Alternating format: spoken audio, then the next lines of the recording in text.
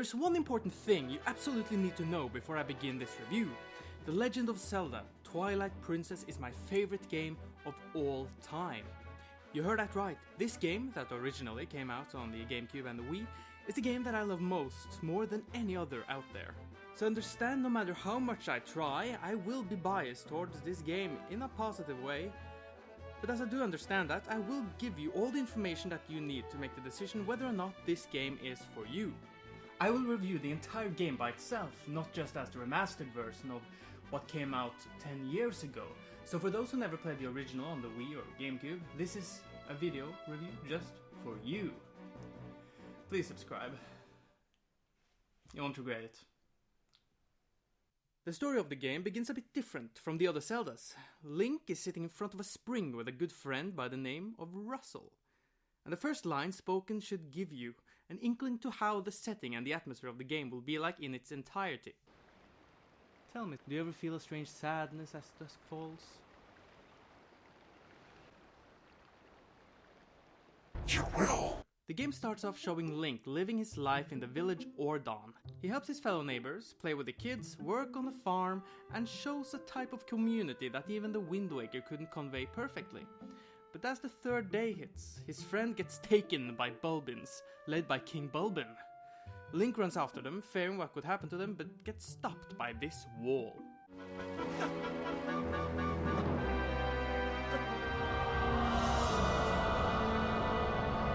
As he stares into the abyss, a monstrous arm rips him into the other side, where he turns into a dark beast.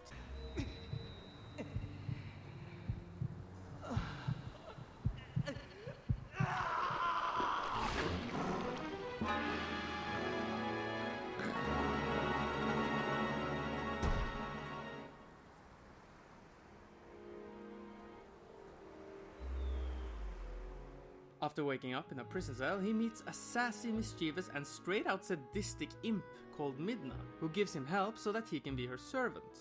And so they make an uneasy alliance so that Link can find his friends, while Midna uses the protagonist for her own plans. You will quickly after this get the information that the land of Hyrule has been taken over by the King of Shadows, named Sant.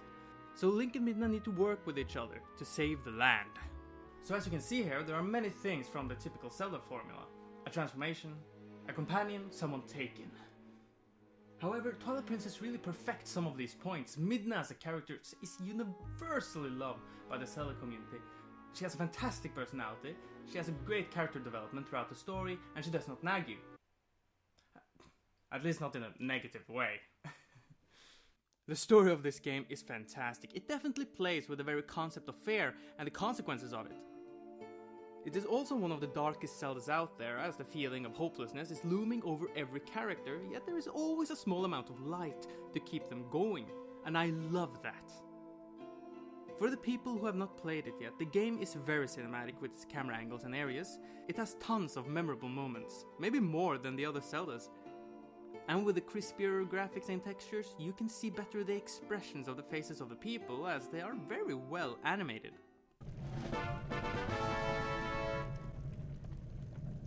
For those who have played the game before, however, there is nothing new added to the story. It seems like Midna has gotten more lines, but I am a bit unsure of it, as you couldn't really use headphones on the Wii. While I absolutely love the story of the game, there are a couple of negatives that you should know. The thing that is most criticized about Twilight Princess and its new HD port is the intro, or the tutorial if you will, and the pacing. The introduction is slow, where it could take 20 minutes in Ocarina of Time to enter the first temple. This game holds the time of almost 2 hours. The game really takes its time to introduce you into the everyday life of Link, and then how something so tranquil can turn into chaos. And again, it plays with fear, so it uses its time mostly on the story and characters, then jumping straight into the gameplay action. So if you don't really like to talk to NPCs in Zelda games, or try to feel sympathy towards them, or immerse yourself into this world, you will find the introduction a bit boring, as they haven't changed anything with the HD version. Actually, what am I saying? They did fix one thing, a major thing, at least in the introduction, that was a huge problem before. You only need to fish for the cat once. In the original you have to fish twice, as the first time it didn't quite register. Game of the year. Speaking of fishing, the gameplay is top notch in this game. You can use the Wii U gamepad or the Pro Controller. There are no motion controls outside the first person camera and aiming your bow or anything else, but you can turn that off. The combat is very smooth, as you have the regular sword attacks and also the fangs and claws of Link's wolf form. But where the gameplay of previous Zelda games never really changes that much over time, this one does. You can meet a ghost from the past who will teach you hidden skills that ranges from the roll attack to the mortal draw. And some enemies will be really difficult without these majestic techniques. They're not required, except the first skill, so you can actually miss them if you don't find the Howling Stone, which Link can owl with.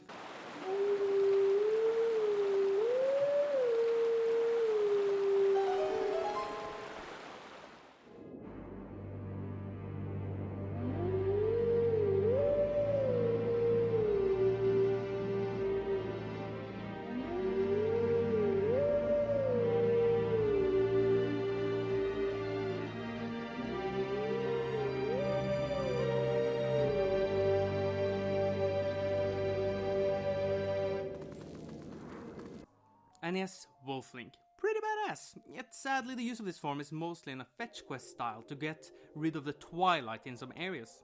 Every time you're done with the dungeon, you continue through Hyrule, which will lead you to the previous mentioned wall. When going through there, you will turn into a divine beast and you will have to cleanse the shadow away from the light. You do this by collecting Tears of Light, 12 this time rather than the 16 of the original. This doesn't happen through all the game, but after the third dungeon it won't return. I can fully understand why some people have problems with these segments. I am okay with it, as when you are a wolf in the Twilight, you can't be seen by regular people, yet you can see them. So you can listen to what they have to say, usually something about being scared, etc. So again, it really depends on how you play the game and where you like to find the enjoyment. The Wii U gamepad does have some functionality as well. You can quickly select items to go without pausing the game, you can always look at the map, and you can finally keep track on how many posts you have collected in certain areas. And yes, collecting things are also in the game. There are golden bugs you can find throughout the world that you can give to the princess of the insect kingdom, Agatha. There are 60 ghostly apparitions known as Poes, whose soul you can give to the greedy Giovanni to break his curse. It will also give you a new item, which is a lantern that shines bright when Poes are in the area. And there's actually something new to collect in the HD version, Miiverse stamps. There are 50 of them, many hidden in dungeons and in the overworld, and I really enjoy them as the Miiverse is something I really like. Another things that everyone will enjoy are the many minigames or activities you can do here. There are varied and many of them, and I'm sure you'll come to like them. Snowboarding on the frozen top of Snow Peak, fishing in the lake that has different seasons, sumo wrestling, showing the world Link's magnificent abs, flying a bird through the caverns for points, using a boat through a strong current while using your bow to shoot for points, and the best thing ever, ball in the hole.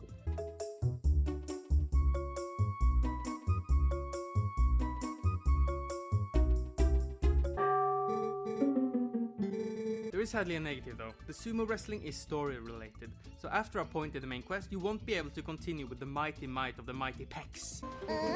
You have a bigger wallet than the original game, so when you collect golden bugs for Agatha, the money won't just disappear in thin air.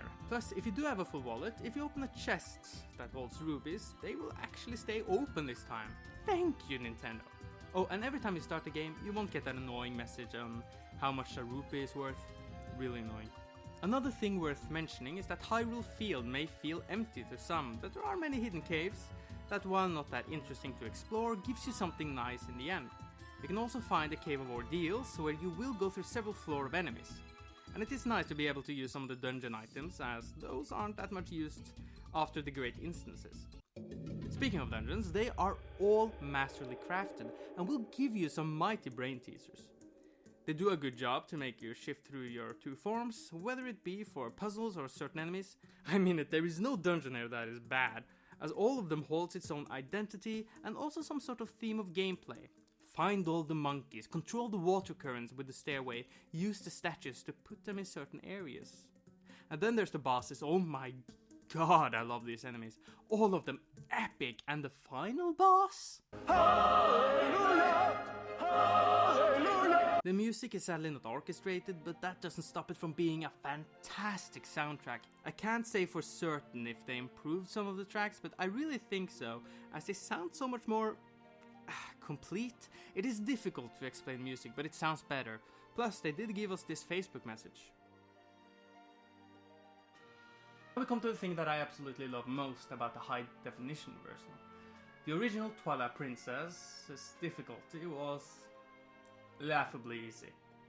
Like, I really didn't like it. If there was one thing I had to say that I excruciatingly disliked about my favorite game of all time, it was how easy it was. However, they fixed it. At the beginning, when you start a new game, you will be able to choose between two modes. Normal mode, which is just like the original, and hero mode, where the enemy will take double damage. But again, in hero mode, don't forget, you can't pick up hearts, you can't find them strewn around, so you need to get potions and buy them and find the extra bottles around the world. However, if you have this guy, when tapping the Manendorf amiibo on the Wii U gamepad in hero mode, the enemy will take quadruple damage.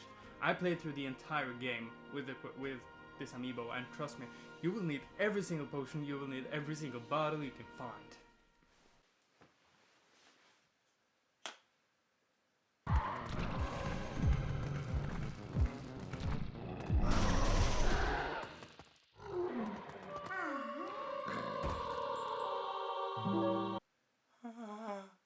To quickly go through the amiibo functionality, the Link amiibo will fill up your quiver, Zelda will heal you, and Ganondorf will, as previously mentioned, double the enemy's attack power.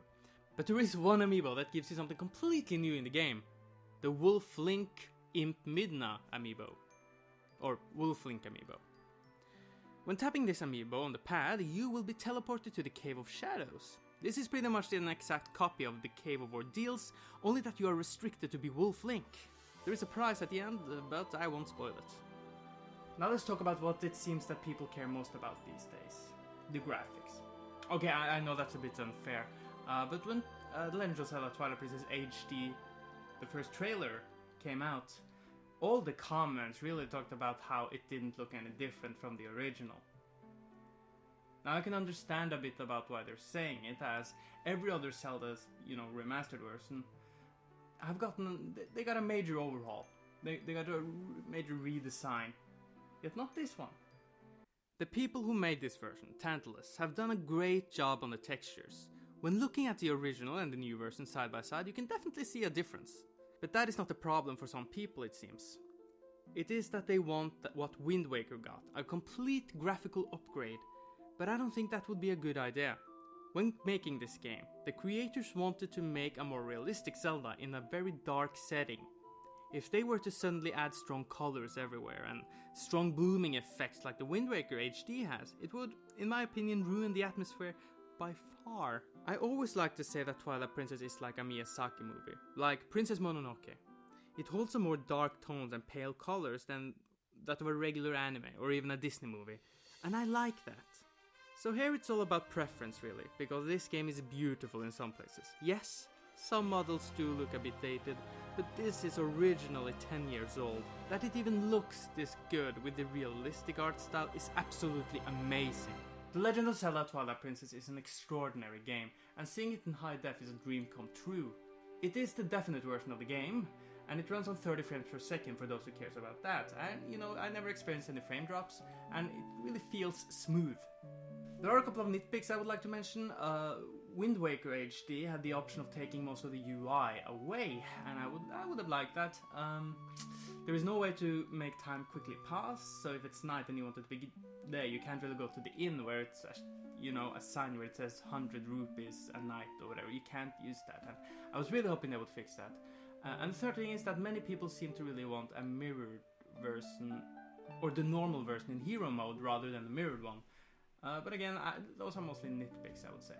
So those are just some faults with what I consider a perfect game, but because I know I'm highly biased towards it, I've decided to give the game a 9 out of 10.